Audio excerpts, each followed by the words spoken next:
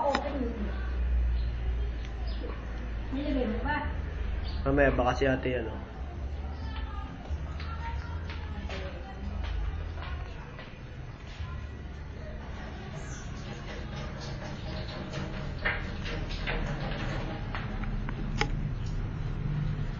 Mga ano lang, mga 3 minutes.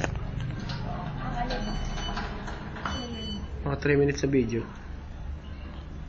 3 minutes, marami na yun. Oh, matagal-tagal na rin yun.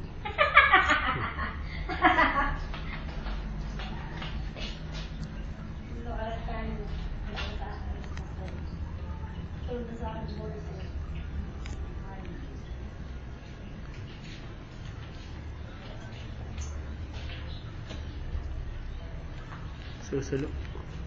Ayun dito.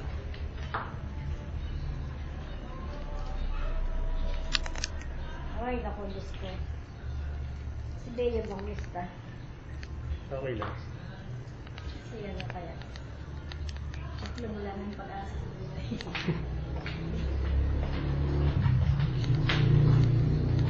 Message mo sa boyfriend mo. Ha? Kay Igan, baka may message ka. Pakikita ko nga. Seryoso yung pangit. Huwag mo na ako dito!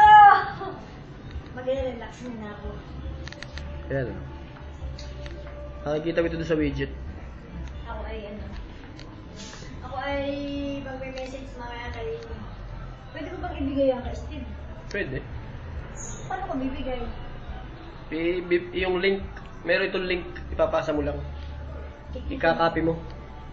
Copy, tapos ipe-paste mo sa kanyang message. Kung sa YM, papasa mo. Tuturo ni ate sa'yo.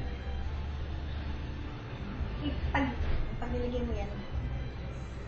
Saan ba ilalagay? Sa tag? Sa tag. Wow, kita. Sexy oh. Aba.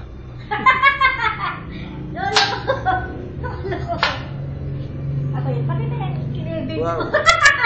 Sabi ng Amerikano, let me see that. Oh, let Wow. me see yung cleavage.